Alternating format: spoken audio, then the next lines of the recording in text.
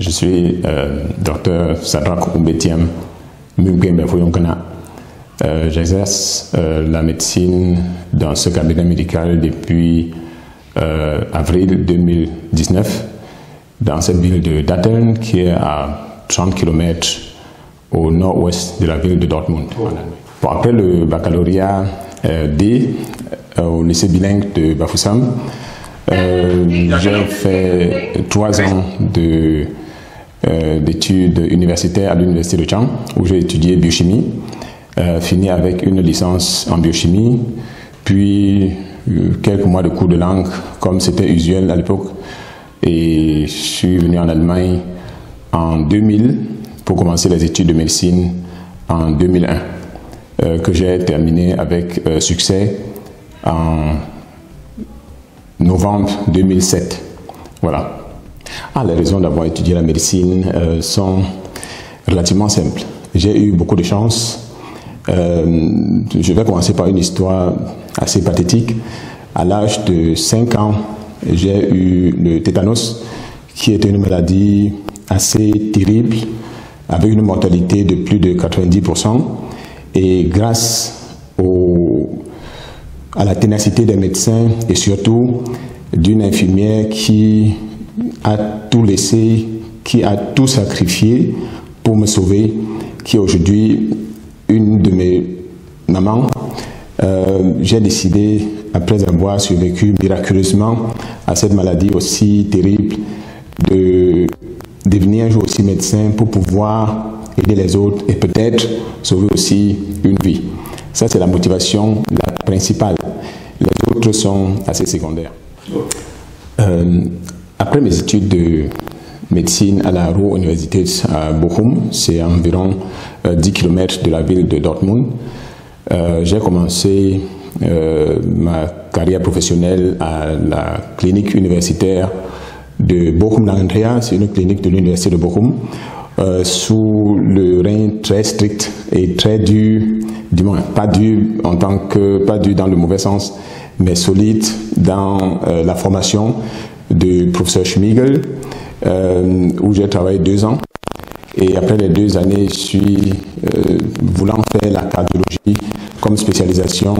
J'ai changé pour aller dans la ville de Dortmund, dans un hôpital appelé Johannes Hospital, un des grands centres de cardiologie dans la région, et sous la surveillance du professeur Hoyer.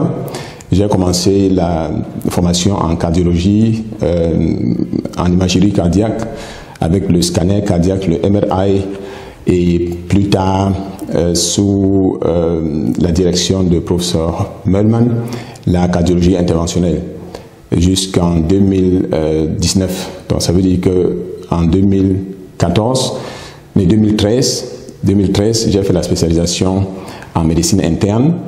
Et en 2016, ça veut dire 3 ans plus tard, la spécialisation en cardiologie. J'expliquais dans la formation hospitalière, j'ai eu la chance de faire la médecine interne avec la plupart des éléments de formation les plus importants dans la médecine interne. Et en cardiologie, ce qui était ma passion, je suis entré, si on veut, dans la cardiologie par ce qu'on appelle l'imagerie cardiaque. Donc le scanner cardiaque qui nous permettait de visualiser les vaisseaux sanguins du cœur sans entrer dans l'organisme, si vous voulez. Le MRI cardiaque qui nous permettait de voir beaucoup de pathologies cardiaques, les pathologies des valves cardiaques. Et après, j'ai ce qu'on peut appeler la Champions League de la cardiologie, ça veut dire la cardiologie interventionnelle, où à travers des techniques qui demandent une précision très très importante, de placer des stents, comme ce qu'on voit ici, dans les vaisseaux sanguins du cœur qui sont bouchés. J'ai fait de telles interventions autour de 3000 et plus pendant ma carrière à l'hôpital, et ce qui fait qu'aujourd'hui Je suis membre de la société allemande de cardiologie, membre de la société européenne de cardiologie, membre du groupe de travail de cardiologie interventionnelle allemand, membre de la société allemande de médecine interne, de Camphomedix, et tout ça montre un peu l'expertise qu'on a pu accumuler toutes ces années à travers beaucoup d'esprit de sacrifice et d'un travail assidu. Mon ancien chef professeur disait toujours, un bon travailleur c'est celui qui ne regarde jamais la montre, un peu dans le sens, maintenant j'ai fini, je peux rentrer à la maison, mais plutôt quand le travail finit, c'est ça qui met la fin de la journée et pas de travail.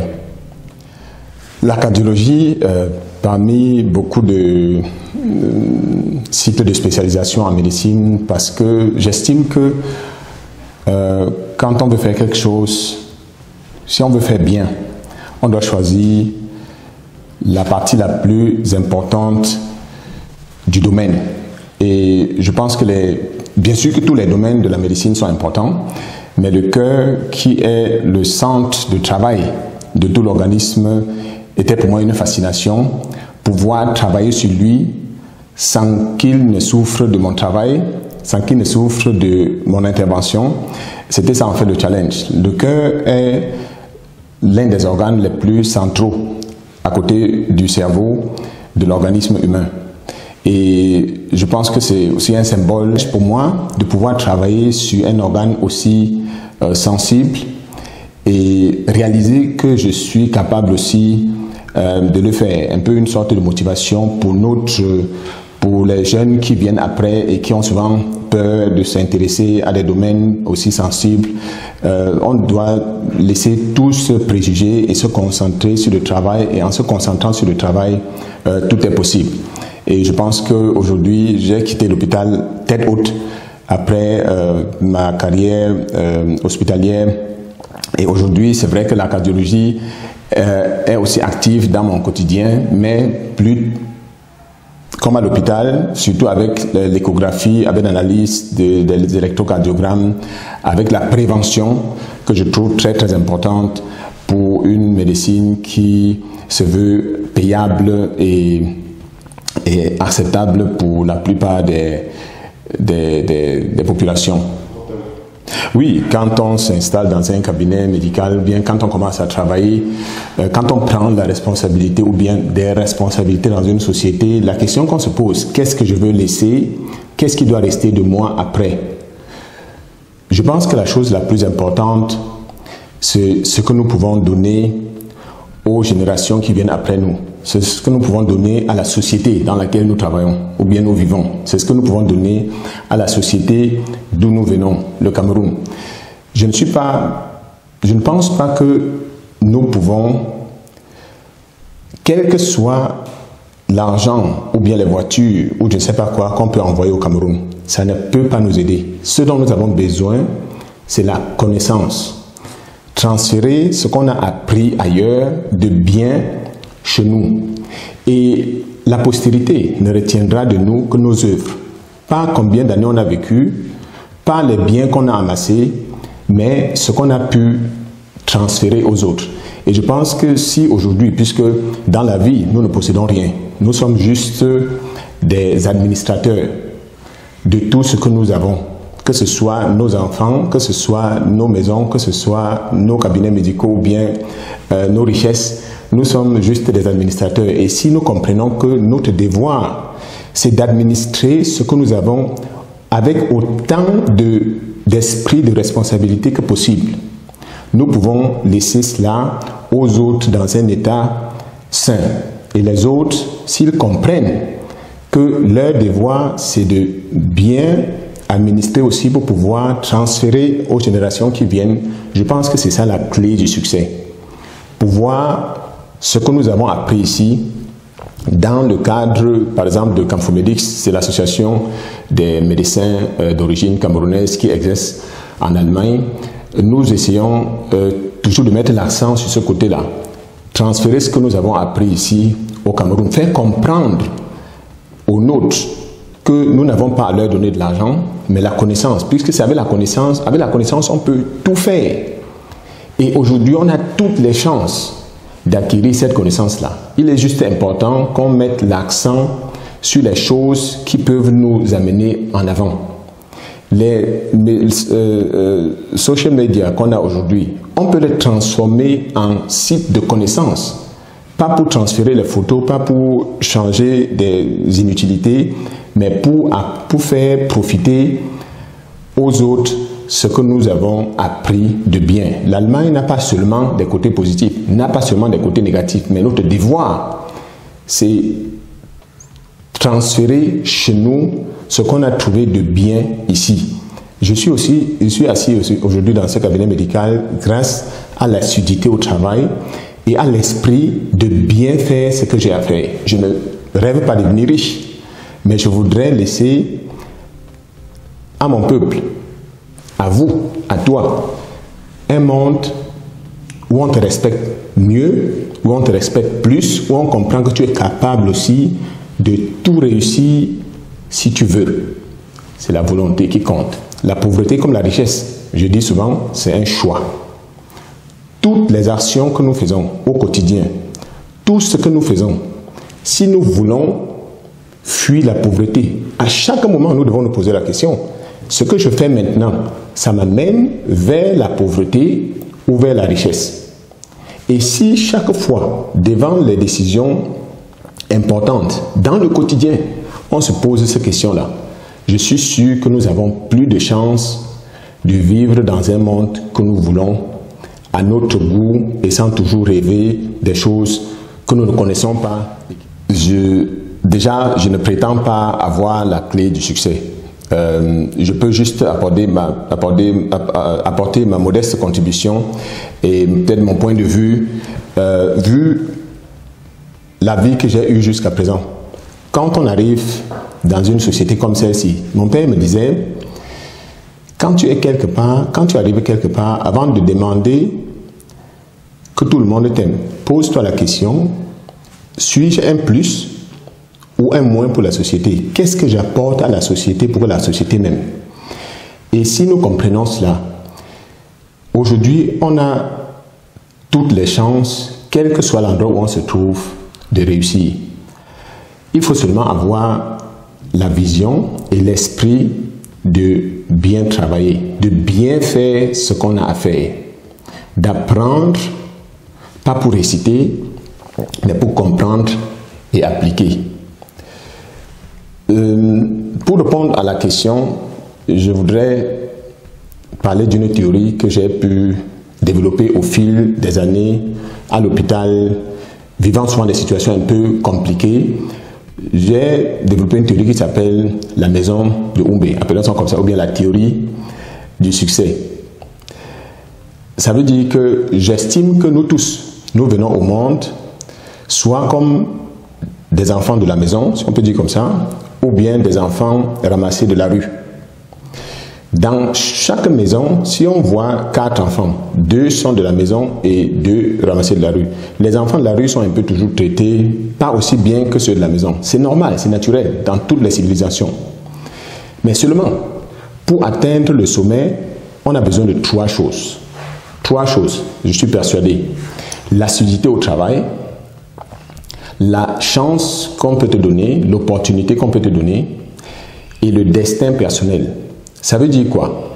Les enfants de la maison n'ont pas besoin souvent d'être très assidus au travail parce que la chance qu'on leur donne est très très grande, si bien que si leur destin personnel admet, ils montent très vite et arrivent au sommet. Les autres enfants doivent être nettement plus assidus au travail parce que la chance qu'on leur donne est un peu petite. Par petit exemple, dans une société comme l'Allemagne, les hommes ont plus de chances de devenir chancelier que les femmes. Ça veut dire que les femmes doivent juste savoir que puisque je suis dans ce cadre-là comme l'enfant de la rue, je dois travailler plus parce que la chance qu'on me donne est petite et si mon destin permet, j'atteins aussi le sommet. La même chose sur le plan international. Pour devenir secrétaire des Nations Unies, Il faut être d'une famille peut-être assez riche, peut-être avec des relations importantes dans le monde international, dans le cadre international. Mais celui qui n'a pas tout cela, comme Kofi Annan, donne tout, travaille nettement plus que les autres, et quand on lui donne une petite opportunité, il réussit. Ce qui nous tue souvent, c'est qu'on veut avoir les résultats aussitôt. On ne peut réussir que quand on a une vision longue. Ici, dans mon cabinet, quand le malade vient, je prends mon temps. Quand mes clients viennent, je prends mon temps pour m'occuper d'eux autant que je peux. Parce que mon rêve, ce n'est pas qu'ils payent le plus grand nombre d'examens que je propose, mais que dans 20 ans, dans 25 ans, ils viennent encore dans mon cabinet avec la même confiance que je vais bien les soigner. Et c'est ça qui nous manque. Si nous pouvons développer cet esprit de travailler sans attendre que les résultats tombent aussitôt. On dit un peu chez nous au Cameroun, c'est quand quelqu'un sait toujours jongler qu'on se dit qu'il est sage. Non, la vraie sagesse, c'est de savoir travailler dans la recherche de la perfection, dans la recherche de l'excellence. Et c'est ça qu'on pourra retenir de nous. Regardons les constructions, que ce soit ici en Allemagne, en France, en Angleterre, dans les pays européens, et les constructions chez nous. Je parle de construction de bâtiments. Quand on regarde beaucoup de constructions chez nous, on a l'impression qu'on a construit juste pour 3 jours, alors qu'on va y vivre toute la vie. Ici, on voit des constructions qui existent depuis 1000 ans, depuis 1500 ans. Parce qu'au moment de construire, on avait la vision que ça doit servir pour l'éternité. Et grâce à l'entretien, c'est peut-être le dernier élément qui manque pour un succès durable, parce qu'on arrive au sommet, effectivement, on doit pouvoir s'entretenir là-bas. Si on s'endort là-bas, on rechute. On doit travailler au quotidien. C'est pour ça que je souhaite que mon peuple développe cette envie de travailler dans la recherche de l'excellence, d'avoir du plaisir à rechercher l'excellence dans tout ce qu'on fait. La médecine, qui est un travail qui demande beaucoup de concentration au quotidien, on a besoin des structures qui nous détendent un peu, qui détendent l'esprit. Et avec le temps, j'ai développé ma passion pour l'art artistique, la peinture artistique. Depuis 2018, je crois, que je me suis décidé d'essayer un peu ce que je vois généralement dans les musées qui me fascinent. Je me suis toujours demandé comment est-ce que les hommes ont pu faire des peintures aussi merveilleuses et pourquoi toujours apprécier les œuvres des autres, pourquoi pas essayer soi-même. Et ainsi, aujourd'hui, je dois dire que ça me détend énormément. Quand je commence à peindre, je peux passer des heures à m'oublier complètement. C'est vrai qu'il faut trouver du temps pour le faire, mais je pense que pour toute chose qui est importante dans la vie, on se trouve du temps. Pour faire du sport, pour me garder un peu en forme, je me lève très tôt le matin, peut-être 2, 3 fois, peut-être souvent 4 fois quand je suis suffisamment motivé le matin pour faire du sport. Ça fait partie de la prévention des maladies et me garder en santé. Et cette peinture artistique est quelque chose que je trouve très fascinant. Je rêve, déjà j'ai un projet dans les 2 prochaines années de faire une exposition ici à Datteln ou bien ici dans la région. Ce serait un rêve qui pourrait se réaliser. Et aujourd'hui, quand je vois le nombre de peintures que j'ai déjà pu faire qui peuvent, où je me dis, je peux les présenter lors d'une exposition, ça me donne la motivation de continuer. Mais un de mes grands rêves, je voudrais un jour créer une maison d'art au Cameroun. Donc un atelier, pas seulement un atelier, mais une maison d'exposition, un peu comme un musée où on expose les œuvres des amateurs comme nous qui, à côté du travail quotidien, ont cette passion pour l'art. Ce serait quelque chose de fantastique. C'est un rêve que je voudrais bien un jour réaliser avant de partir de ce monde. Voilà. En 2019, quand je me suis décidé de m'installer à mon propre compte dans un cabinet médical, en fait, l'idée n'est pas venue en 2019. Dès que j'ai fait la première spécialisation en médecine interne, je me suis fixé des objectifs en me disant au plus tard à 45 ans, je voudrais soit être médecin-chef quelque part ou bien m'installer à mon propre compte.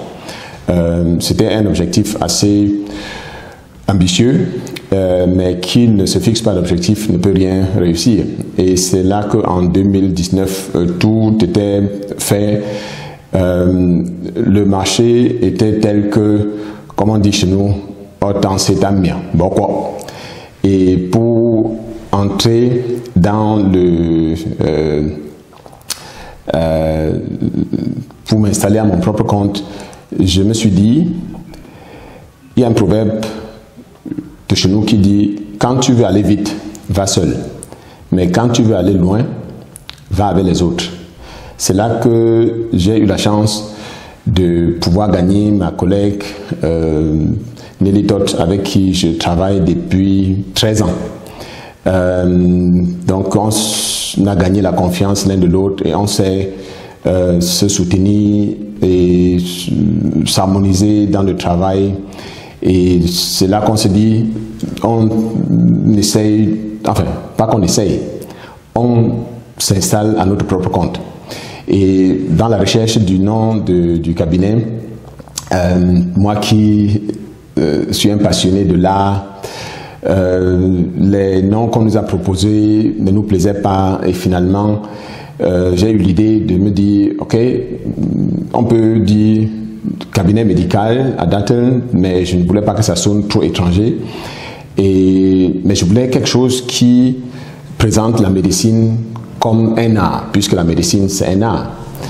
Et à la fin, peut-être après une nuit de réflexion, je suis venu à l'idée de dire Medicart, donc Medical Art, Medicart, et comme nous sommes deux, OT, UNT, Medicart. Voilà un peu comment c'est arrivé. Et puis, sur le logo, on voit ce deux toits de maison, parce que nous sommes à deux, pour dire que deux toits de maison, ça renforce la maison plus que s'il y a un seul toit, pour dire que l'union fait la force, que pour aller loin, va avec les autres. Donc voilà un peu l'idée de Medicart, qui est aujourd'hui devenue réalité vivante, dont nous sommes fiers.